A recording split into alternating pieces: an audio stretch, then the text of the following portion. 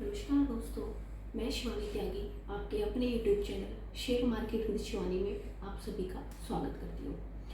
दोस्तों, आज की वीडियो में हम बात करेंगे कोई भी स्टॉक लेने से पहले कंपनी के फंडामेंटल्स को एनालाइज कैसे करें।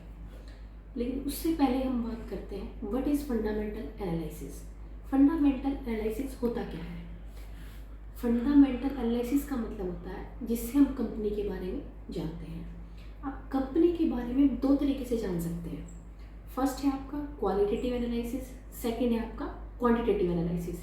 क्वालिटेटिव एनालिसिस में क्या होता है दोस्तों, जिससे हमें कंपनी के बारे में पता चलता है। कंपनी का मैनेजमेंट कैसा है, कंपनी के वर्कर कैसा काम कर रहे हैं, कंपनी के एम्प्लॉयड कैसे हैं, कंपनी ग्रोथ कर रही है या नहीं कर रही है, ये सब हमें क्वालिटेटिव एनालिसिस में पता चलता है। सेकेंड फैक्टर की अगर हम बात करें वो होता है क्वांटिटेटिव एनालिसिस।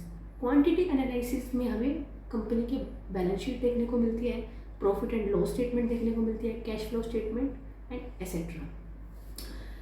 अब मैं आप सभी को लोगों को रिकमेंड करना चाहती हूँ, किसी भी कंपनी के स्टॉक को लेने से पहले उसके फंडामेंटल एनालाइज ज़रूर करें। क्यों?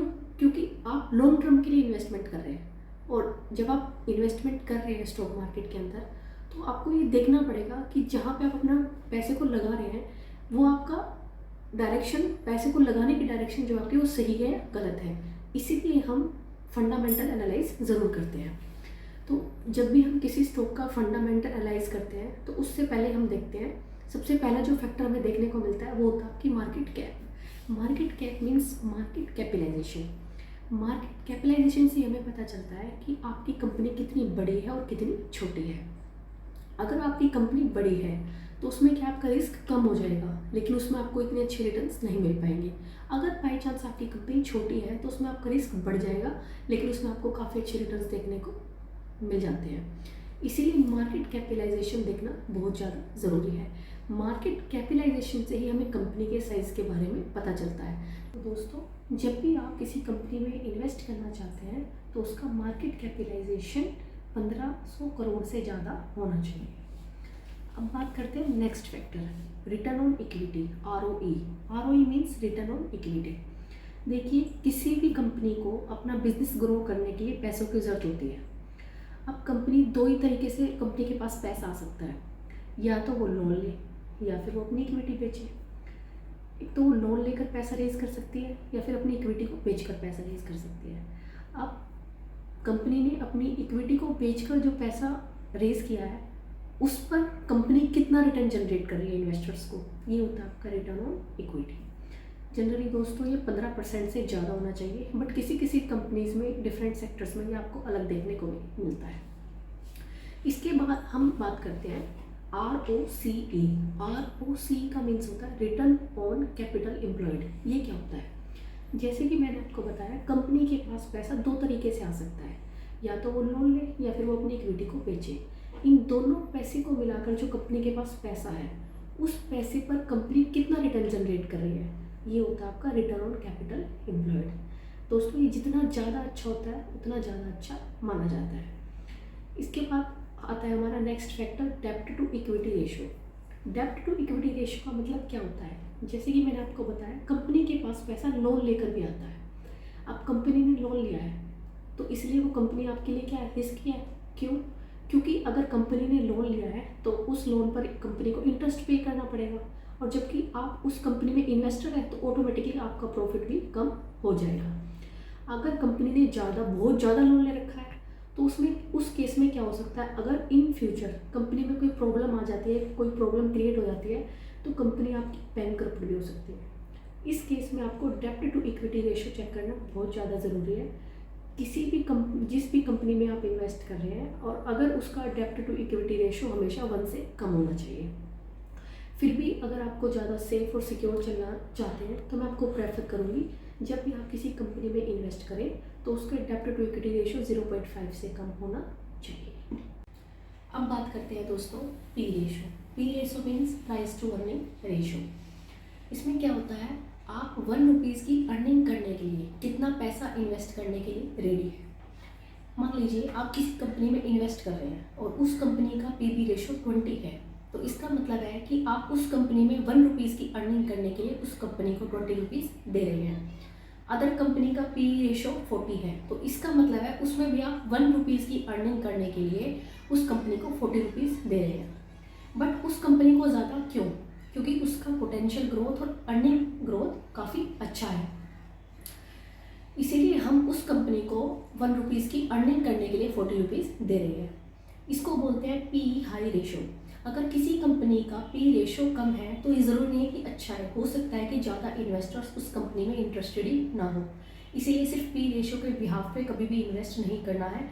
जब आप किसी कंपनी में इन्वेस्ट कर रहे हैं तो उसके पी रेशो के साथ अदर कंपनी का पी रेशो आपको कंपेयर करना है। उसके बाद ही आपको स्टॉक सेलेक्ट करना है कि स्टॉक महंगा है या सस्ता है, उसके बाद आपको इसमें इन्वेस्ट करना है। अब बात करते हैं दोस्तों पीवी रेशो। पीवी रेशो मतलब price to book value ratio. ये क्या होता है? ये जनरली आपको सभी कंपनीज में देखने को नहीं मिलता है। ये सिर्फ उन्हीं कंपनीज में यूज़ किया जाता है जिनमें एसेट्स का ज़्यादा यूज़ होता है। Book value total number of assets में से जब हम लाइबिलिटीज़ को माइनस कर देते हैं वो होती है, जो कंपनी के पास जो बचती है वो होती है बुक वैल्यू। उसके बाद जो शेयर होल्डर के पास वहाँ से जो पैसा आता है उसको बोलते हैं price to book value ratio. बात करते हैं डिविडेंड। डिविडेंड क्या होता है? देखिए दोस्तों, जो हमारी पब्लिक लिस्टेड कंपनी होती है, जब उनको ईयरली नेट प्रॉफिट होता है, उस प्रॉफिट में से जो वो शेयर होल्डर को प्रॉफिट डिस्ट्रीब्यूट करती है उसको बोलते हैं डिविडेंड। बात करते हैं फेस वैल्यू की। फेस वैल्यू क्या होता है? जब एक लिस्टेड कंपनी अपनी कंपनी के शेयर इशू करती है और इशू करने के बाद जब वो पर शेयर का जो वैल्यू डिसाइड करती है, पर शेयर का जो प्राइस डिसाइड करती है, उसको बोलते हैं फेस वैल्यू। बात करते हैं बुक वैल्यू। बुक वैल्यू क्या होती है? जैसा कि मैंने आपको बताया, टोटल नंबर ऑफ एसेट्स में से अगर company total number of liabilities पे कर देती है, उसके बाद जो कंपनी के पास बचता है वो होती है बुक वैल्यू। अब बात करते हैं इंडस्ट्री पी। मान लीजिए एक सेक्टर की 4 कंपनियां हैं और उन चारों कंपनीज का जो पी रेशो डिफरेंट है। अब जब कंपनी उन चारों पी रेशो का जो एवरेज निकालती है उसको बोलते हैं इंडस्ट्री पी रेशो। अब बात करते हैं ईपीएस क्या होता है। ईपीएस का मतलब होता है अर्निंग पर शेयर। इसका मतलब है कि एक शेयर पर कंपनी आपको कितना अर्न करके दे रही है, ये होता है अर्निंग पर शेयर। अब बात करें करंट रेशो की। करंट रेशो क्या होता है? करंट रेशो में जो हमें देखने को मिलता है, क्या कंपनी अपनी एसेट्स से अपनी सारी लायबिलिटीज़ को पे कर पाएगी या नहीं, ये हमें करंट रेशो में देखने को मिलता है। ये करंट रेशो जितना ज़्यादा अच्छा होता है उतना अच्छा माना जाता है। बात करें पीएनएल स्टेटमेंट। पीएनएल मतलब प्रॉफिट एंड लॉस स्टेटमेंट। इसमें हमें देखने को मिलती है सेल्स, जिसको हम रेवेन्यू भी बोलते हैं। ये हम पीएनएल स्टेटमेंट में ये देखते हैं कि आपकी सेल्स कितना ग्रो कर रही है या नहीं कर रही है। सिर्फ आपको सेल्स को नहीं देखना है, सेल्स देखने के साथ साथ आपको ये देखना है कि जो कंपनी है क्या वो ईयर टू ईयर उसका प्रॉफिट बढ़ रहा है या नहीं बढ़ रहा है। अब बात करते हैं cash flow statement. Cash flow statement क्या होता है? देखिए, कैश फ्लो स्टेटमेंट से ही हमें पता चलता है कि जो कंपनी के पास सामान है या जो कंपनी उस सामान को जो बेच रही है उससे कंपनी के पास पैसा आ रहा है या नहीं है। मान लीजिए कंपनी ने अपने आप को प्रॉफिट में दिखाया है, बट हो सकता है कि कंपनी को प्रॉफिट हुआ है बट वो पैसा कंपनी के पास अभी आया ही नहीं। इसीलिए हमेशा कैश फ्लो स्टेटमेंट हमेशा कंपनी की ग्रो होनी चाहिए, क्योंकि कंपनी के पास अगर पैसा होगा तो वो उसे अपने बिजनेस में इन्वेस्ट कर पाएगी और कंपनी का बिजनेस जो है वो ज़्यादा ग्रो कर पाएगा। अब बात करते हैं प्रोमोटर होल्डिंग। प्रोमोटर होल्डिंग क्या होता है? प्रोमोटर होल्डिंग हमें देखना क्यों ज़रूरी है?